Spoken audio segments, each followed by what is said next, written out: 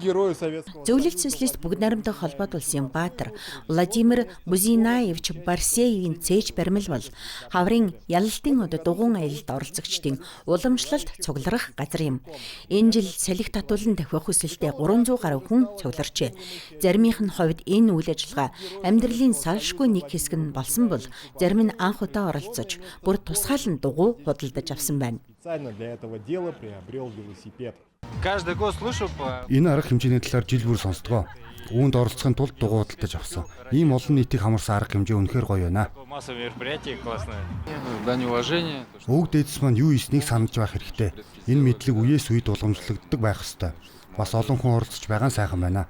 Өнөөдөр манай советский дүүрэг бараг тэр чигээрээ цуглалаа. Энэ жилийн дугуйн аялал ойн арга хэмжээ болж 15 дахь удаага зохион байгуулагдлаа. Ингэснээр бид эх орны дайны жилүүдэд тусгаар тогтнолыг маань үнэхээр хамгаалж үлдсэн өвөө элен зөвгдийнхөө дурсгалд хүндэтгэл үзүүлж байна. Тэдний ачаар өнөөдөр бид инх тайван тэнгэрийн дор амьдарч байна. Цуглаж цэцэг өргөсний дараа гараандаа гарч цуваа улаан үдийн гудамжаар зохион байгуулалттайгаар хөдлөлөө.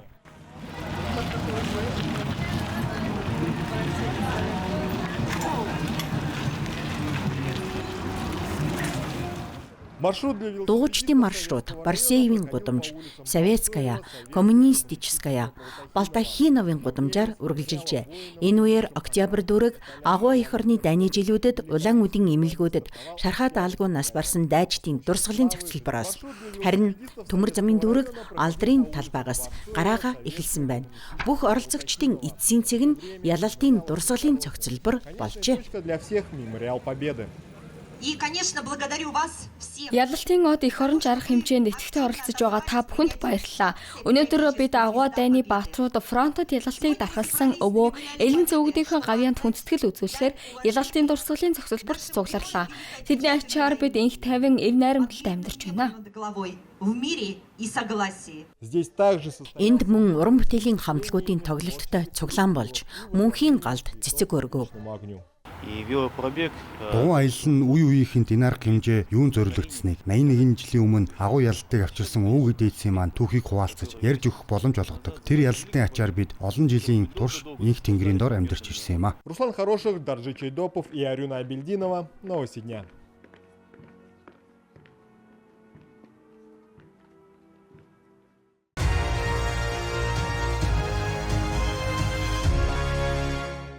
Энэ жил Алиса Жамбаловагийн хувьд үнэхээр амжилттай жил болж байна. Алиса Оросын аврах шалгаруулах тэмцээний ганцаарчилсан уралдаанаас мөнгө, багийн төрөлт алт, холбонг бүхэ уралдаанд хүрэл медаль тус хүртжээ. Тууштай бэлтгэл, шин дасгалжуулагчийн дэмжлэг тэрэнд улсынхан шилдэг цанчтын игнэнд ялалт өөртлөн эргэн эрэхтэн тусалсан байна. Одоо тэр Түмен мужид бэлтгэл хийж байгаа юм. Ковидын дараа миний амжилт нэлээд унсан. Харин 3-4 жилийн дараа дасгалжуулагч маань намайг өөрийн чадвах төвшин гаргаж чадах үр дүнд минь буцаан хүргэлээ. Гэхдээ эх жил үнээс жилийн өндөр амжилт гаргана гэж найдаж байна.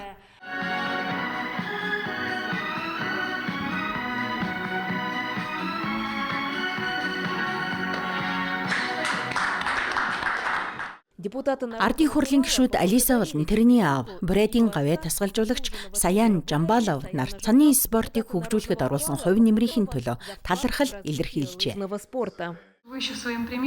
Та өөрийн үлгэр жишээгээр бусдыг урамшуулж байна. Тэр дундаа цанын спортоор хичээлж эхэлж байгаа хүүхдүүдийг мөн тантай хамт тэмцээнд оролцдог насан туршид амжилтдагч зоригжуулж байна. Тэд таныг харж үлгэр дуурайл автгаа. Та бол Брэдийн төвдөгий Оросын бахархал юм. Алиса Саянавна Оросын аврах шалгаруулах тэмцээнд гайхамшигтай амжилт үзүүллээ. Нэг цанын улирлын турш ийм үр дүн гаргаж болдог гэж би мэдлгүй явжээ. Алиса цаашид дэлхийн цомд оролцох төлөвлөгөөтэй байна. Тэр төвийг сагсан статусаар оролцох хүсэлтэд хэдийн өгчээ. Одоогоор хариу ирээгүй байгаа ч тэрээр сэтгэлээр уналгүй. Оросын шигшээ багийн бүрэлдэхүүнд шинэ өвлийн улиралдаа аль хэдийн бэлтгэж эхэлсэн байна.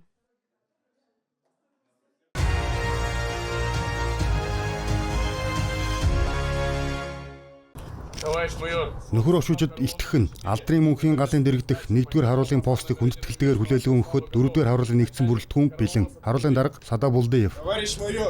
Нөхөр ошуучид илтгэх нь алдрын мөнхийн галын дэрэгт хүндэт 1-р харуулын постыг хүлээн авахад оюутны харуулын бие бүрэлдэхүүн бэлэн. Харуулын дарга Зуев. Амиа алдсан баатруудын дурсгалд бүсийн уралдааны ялагч шилдэг 80 харуул энэ жил пост номер 1-д гарлаа. Тэд бол бүс нутгийн өнцөг булан бүрээс ирсэн сурагчид юм. Тэд сурлага, спорт, урлаг болон эх оронч төслүүдэд амжилт гаргаж тус уралдаанд ялалт байгуулжээ. Уралдааныг 2024 оноос эрхүү мужийн захирагч Игор Кобзевийн даалгавраар зохион байгуулж байна. Энэ жил 19 хот дүүргийн 33 сургуулиас мэдүүлэг ирүүлжээ. Шилдэг 16 баг шалгарсан байна. Зарим оролцогч өмнө нь ч харуулын алба хааж байсан. Пост номер 1-ийн онцлог сурагчдыг бүс нутгийн тэргүүн өөрийн биеэр шагнажээ. Миний хувьд энэ бол маш том нэр төрийн хэрэг, маш их хүндлэл, бахархал юм. Манай хот сурагчид оюутнуудад зориулж ийм сайхан арга хэмжээ зохион байгуулдагт би бахархдаг. Үүнийг цаашид улам өргөжүүлэх хэрэгтэй гэж бодож байна. Это должно развиваться еще больше. Сегодня 5 сарын 5-нд сурагчид харуулын ээлжийг оюутны харгалт шилжүүллээ. Тэд бол эрхүүгийн ихтэй сургуулиудын оюутнууд юм. Харин 5 дугаар сарын 9-ноос тэдэнтэй пост номер 1-ийн шилдэг харуул шалгаруулах хотын 30 дахь уралдааны ялагчид нэгдэх болно. Олон жилийн өмнөх өөрийгөө санахад 90-ад онд бид энд пост 1-д харуул зогсдог байсан. Эрхүүгийн жирийн 43 дугаар сургуулийн сурагчид байхтай юм аа. Би үүнийг одоо ч тод санаж байна. Залуу хүнд охин хүүхдэд ямар их утга учиртай болохыг би ойлгодог. Дараа нь насан туршид нь дурсагддаг юм. Миний бодлоор энэ бол эх орныхоо дурсамж түүхэнд чин сэтгэлээсээ маш хариуцлагатай хандаж байгаагийн тод жишээ юм аа. Энэ бол эх оронч хүмүүжлийн ажлын хамгийн сайн жишээ гэж бодож байна.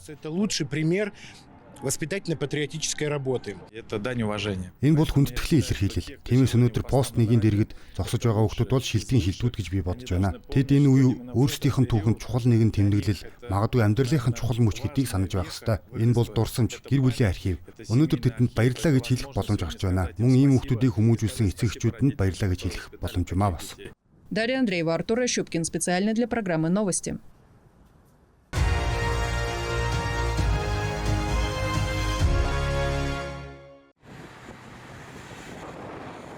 Өөр байгалийн хязгаарт тариалалтын улирал үргэлжилж байна. Иван Агей бол 3 дахь үеийн тракторчин. Тэрний өвөө энгийн Т40 трактор дээр ажилладаг байсан бол залуу механик одоо Кировец трактораар талбайд үр суулгаж байна. Оросын энэ техник автомат жолоодлого болон тариалалтын бүхэл бүтэн системээр тоноглогджээ. Үр тариатай хамт 2 төрлийн бордоо хөрсөнд орж байна. Зангилаа бүр шланг, хоолой гэд бүх зүйл дээр мэдрэх цөөрлөөсөн. Хэрв хаа нэгтээ ямар нэгэн зүйлийг ивдэрч бөглөрвөл шууд бүхийг доторх компьютер тохиолдог. Яг л онгоц шиг авч жолоогоо тохируулчин тэгээд суугаад мэдрэгчүүдэд хараад явна да. Агрономчид болон техникчид өдөрт хэд хэдэн удаа үргэлж машины үрийн түгээлтийг шалгадаг. 1 гектарт ойролцоогоор 8 сая ширхэг майлангийн үр ноогдох ёстой. Хөрсөнд жижиг чулуу гэдэг асуудалтай тулгардаг. Заримдаа диск гацчдаг юм. Гацснаасаа болоод ирэхээ болж явандаа илэгддэг. Тэгээд дугуй хэлбэртэй биш иллив сэлбэртэй болчихно. Үүнээс болж үр суулгах гүн алдагддаг. Энэ жил Беклемешива тосгоны ойролцоо тариаланчид 3800 гектар талбайд тариалалт хийхээр төлөвлөжээ. Талбайн 3/2-ыг тосны ургамалд зориулах юм байна. Оюусны хувьд бид өөрсдийн үрийг ашиглаж байна. Өнгөрсөн жил тариалж ургацаа хурааж, энэ жилийн үрийн нөөцөө бэлтгэсэн. Энэ жил бид өнгөрсөн жилээс эрт талбайд гарсан. Учир нь өнгөрсөн жил 5 дугаар сарын 3-нд гарсан тул хөрсний чийг алдагдсан. Харин энэ жил арай эрт гарлаа. Сайн соёлолт ариун ургац аавна гэж найдаж байна.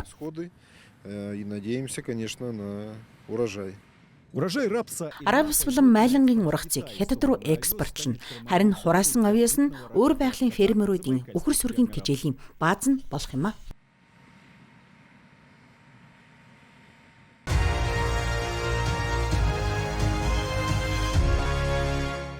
Халимгийн Октябрь дүүрэг тэр дундаа Большой царын тод өнгө цоглог хөгжмөр дүүрлээ. Энд алтан зул цэцгийн наадам амжилттай болж оргил үйл явдал нь хоолны Ирис фест буюу будааны наадам байв. Зочдод зориулсан хөтөлбөр тун баялаг байлаа. Төрөл бүрийн уламжлалт бүжиг сэтгэл сэргээсэн уралдаан тэмцээн авьяаслаг уран бүтээлчдийн тоглолт тэр дундаа хөрш Астрахан мужаас ирсэн жүжигчдийн үзүүлбэр гээд наадмын уур амьсгал тасралтгүй үргэлжилжээ. хэлжээ. Октябрь дүүргийн бүх оршин суугчдыг ийм сайхан наадамд угтан авч байгаадаа бид баяртай байна. Бид энд анх удаа ирж байгаа биш. Тиймээс нутгийн иргэдийн найрсаг бүтээлч баяр хөөртэй хандлагад аль хэдийн тассан. Танай наадам болгондоо бид дуртаяа ирдэг. Энэ баяр бидэндээ их таалагдж байна. Цаашид хамтран ажиллаж та бүхэн биднийг ийм арга хэмжээндээ дахин өрнө гэж найдаж байна. Энд болж байгаа бүхэнд таалагдлаа. Маш өндөр түвшинд зохион байгуулжээ. Супер. Наадмын гол үйл явдал нь яах аргагүй будааны наадам байлаа. Энд нутгийн тогооч нар халимагт тарьж ургуулсан будаагаар олон төрлийн амт чанар гаргаж болдгийг харуулсан юм. Сонгодог плов, өрмөц, суши, амтад десерт гээд хүн бүр өөрийн сонирхолд нийцсэн хоолоо амтлах боломжтой байв. Тогоочд шилдэгийн төлөө өрсөлдөж, бүтээлүүдэд туршлагатай үзэгчид болон шүүгчдийн үнэлгээнд толилууллаа. Алтан цул цэцгийн наадам бол гайхамшигтай, олон ч хүн мэддэг. Харин будааны наадмын талаар бараг хэн ч мэдэхгүй.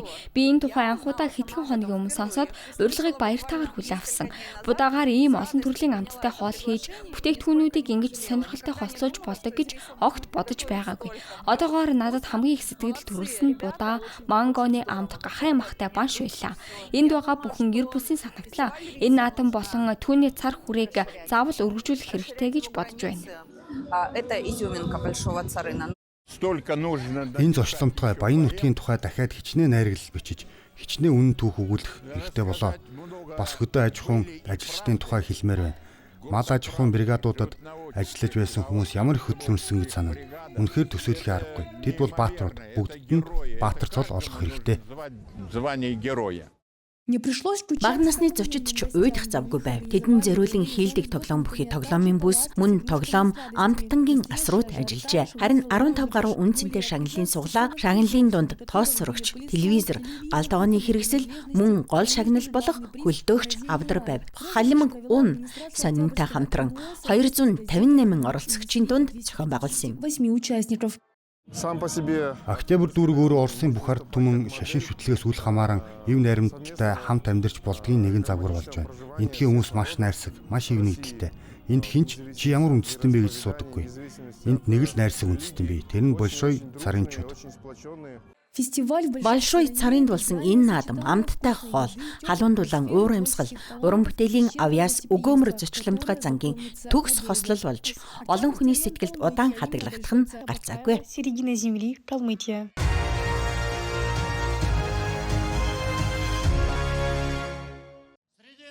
Владивосток хотод ялалтын 30 нар хэмээх өөрмөц жагсааллаа.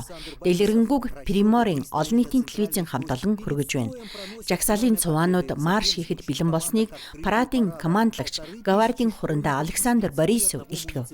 Бүрэлдэхүүнүүд Владивостокийн төв талбайд жагсжээ. Ялалтын 30 нар парад нээлттэй хийхэд бэлэн боллоо. Эрхэм хүүхдүүдээ энэ чухал өдрийг заавал санаж найз нөхдөдөө ярьж өгөөрэй. Өнөөдөр энэ дээрээс та нарыг эцэг эхчүүд чинь харж суuna.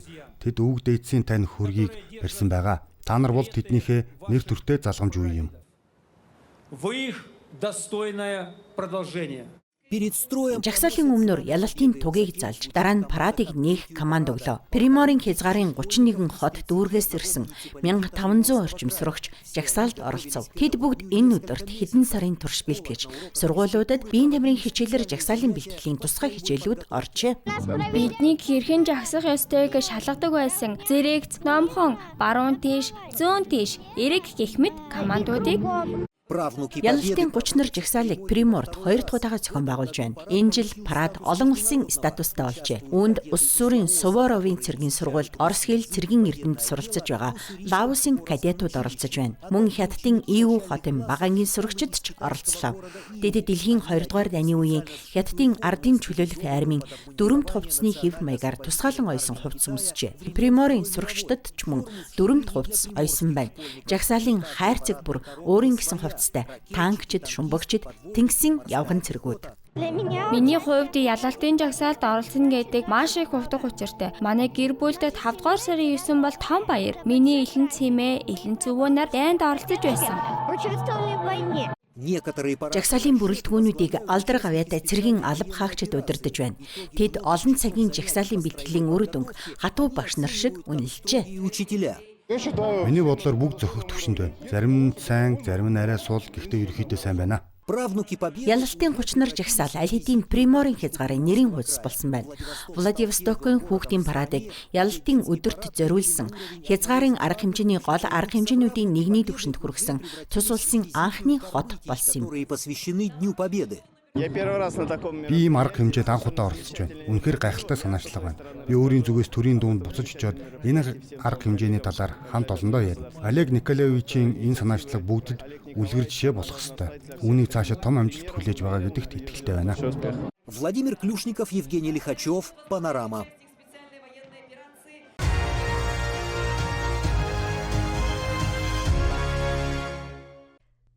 Хятадд харааны бэрхшээлтэй 17 сая гаруй хүн бий. Шинэ технологиуд хараа султай хүмүүст зам аюулгүй гарах, хот дотор чиг баримжаагаа олоход нь туслах тохиромжтой шийдлүүдийг санал болгож байна.